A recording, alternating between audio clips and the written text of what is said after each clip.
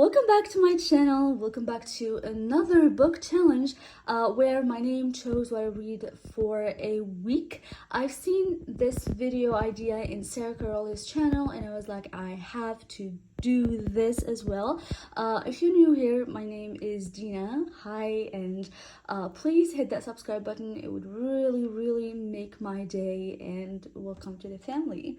So as I said, my name is Dina, so that means that I read 4 books in this video and we're gonna chat about it a little bit. So grab a snack, grab a drink, and let's talk. So for this challenge, I had to pick books that starts with the letters of my name, and the first one was letter D. So I had 2 options. The first one was Dance of Thieves by Mary E. Pearson, because I was trying to prioritize my physical TBR and I had only 2 books that starts with the letter D. And in that moment, I was not in the mood for Dance of Thieves because it's a YA romance fantasy and I was not in the mood for that. And that's why I went with my second option, which was Daisy Jones and the Six. This one is a historical fiction. It's written in form of an interview, as you can see. I didn't expect it to be all written that way. I expected like having a chapter where they are in the interview and then having chapters where the story takes place, or we see what happened without just being told of the story, which was not the case in this book. The whole thing was written in a interview form. The story follows Daisy Jones and the Six, which is a band. It's a rock band in the 60s. We have Daisy Jones, who is really like talented, but she has a kind of like rough relationship with her parents who didn't really care about her, and she turned into drugs and addiction, alcohol and stuff. And then we have Billy, who also with his brother had a very like disturbed or very bad relationship with their father, and they also turned to the same thing kind of, and to music as well, and that's how they kind of meet. I wouldn't say much about this book because I didn't really like it at all. We have a bunch of characters and we only kind of like focus more on the 2 main characters, which are Daisy Jones and Billy. I did find these 2 characters very like self-centered, very selfish. They don't really care about anybody. They're just pick-me characters. I did not like both of them, and it's kind of hard for me if I don't like the 2 main characters to enjoy the book. Plus the whole interview thing was kind of odd to me. As I said in the beginning, it's just the whole story was told to us, not shown, and at the same time it feels weird when, for example, there's a big event that happens. You kind of see all of the other characters just chiming in and giving a comment. It feels like having a post on Instagram or on Facebook and just people leaving their comments down below. It just felt a little odd, and sometimes it would take me off the story.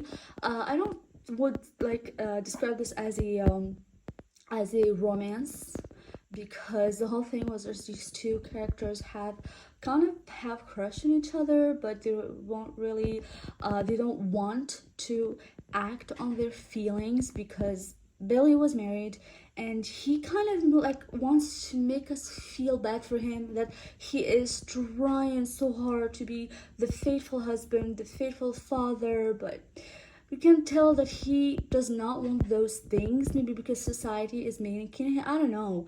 He doesn't do these things for his family because he wants to. He's doing them because he has to, and that just made him miserable all the time, which I didn't like. I don't know. And his wife Camilla, she was annoying to me because, girl, where is your dignity? I don't know. Like, yes, love sometimes makes you do stupid stuff, but that was just too stupid. Overall, as I said, I'm not going to say a lot about this book because I didn't like it. I only gave it 1 star. I know it has been viral. I know people are loving this, and I know there's a TV show based on it, but it just was not for me. And this author has been like kind of a hit or miss to me, and this is another mess for this book, Daisy Jones and the Six. Then I went for another book, which has to start with an I, and with this one, I knew exactly which book I wanted. You know when you just add a book to your TBR, but you cannot just read it because there's another like 400 books that's waiting for you in your TBR? That was the case. I wanted to read it, but I just keep telling myself I need to read those other books, then come back to it. But when this challenge came, I was like, yeah, this is my excuse to read this book. I'm talking about this short story, I Who Never Known Men by Jacqueline Hartman. This is originally was published in 95 in French, and then it got translated, I believe, maybe in 2015, if I'm not mistaken. And it's a sci-fi novel. It's short, it's very short, it's like 170 pages, and it's about this group of women, 40 women to be exact, who are imprisoned in a cage kind of thing. It was a place, just a room with no windows, nothing. They were really out of touch of reality or of the exterior or anything. They don't have a clock, they have nothing. They don't know if even they were going with the 24-hour system or not. The only thing that they do is cook, eat, and when the lights go off, when they go to sleep, and when the lights are on, they wake up. That's all they do every day. And to one point that they lost track of time, because again, they can't know how long they've been there.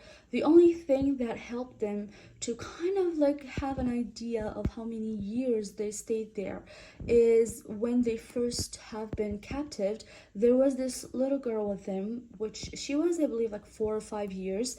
And the other thing is, one of the rules there is there's no touching. They cannot touch her. So this girl grew up without never been picked up or held or hugged or anything.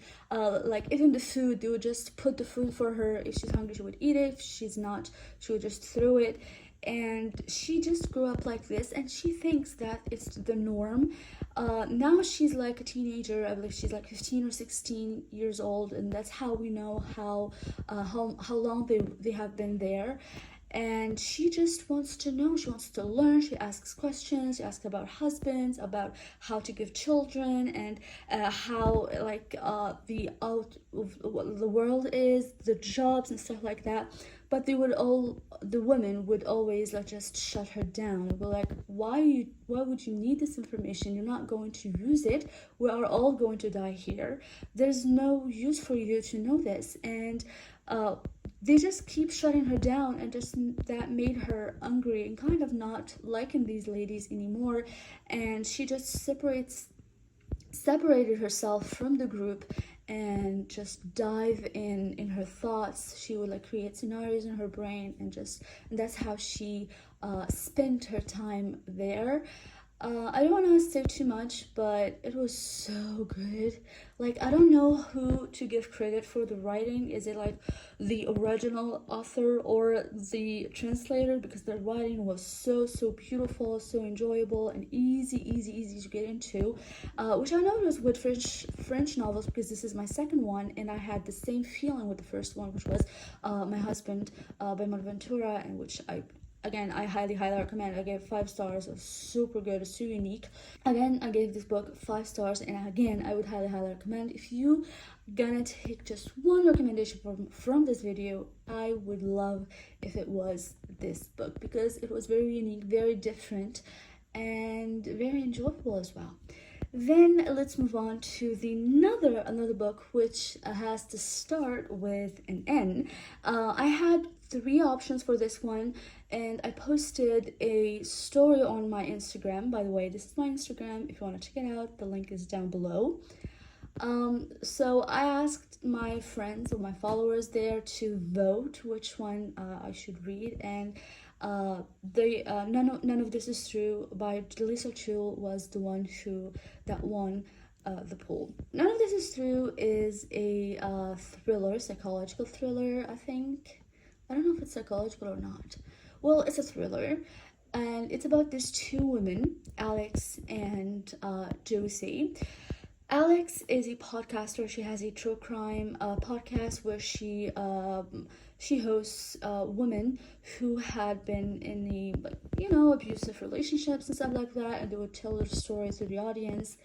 And she was celebrating her 45th birthday in a restaurant, and at the same restaurant there was another woman who was also celebrating her 45th birthday. So they are like birthday twins, and they met as, like, Josie was like, hey, I'm your birthday twin, I know who you are, I know your podcast and stuff, and that was it. But then after a while they kind of meet again, and Josie was like, I have listened to all of your podcasts, and I think that I might have a story for you, a story of my life that I think it's very interesting. It's very would go with the vibe of your show, and I also want to change my life, and I want to just share my story with your audience. There was a lot of turns, a lot of ups and downs, a lot of twists. I did enjoy every part of this book, and again, I would highly recommend. I believe this is her latest release, maybe, of Lisa Joel. Yeah, overall, I did enjoy None of This Is True so much, and made me want to give Lisa Joel more chances, because I did read a couple months ago The Family Upstairs, and I love the writing, I love the story and everything, but the ending was not my favorite. It was kind of too underwhelming in my opinion.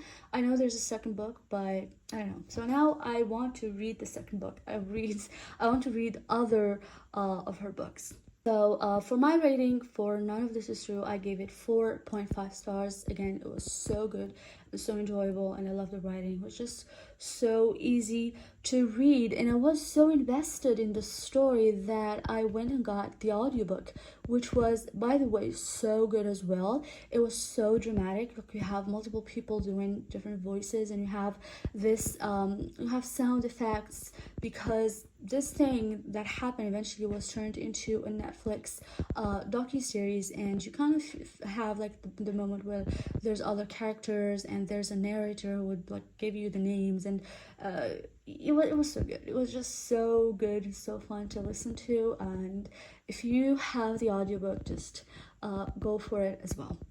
And now, last but not least, I had to choose to pick a book that starts with an A, and I only have one on my physical TBR, and that one was All Roads Lead Here by Mariana Zapata. And you can tell that I don't annotate a lot of my books.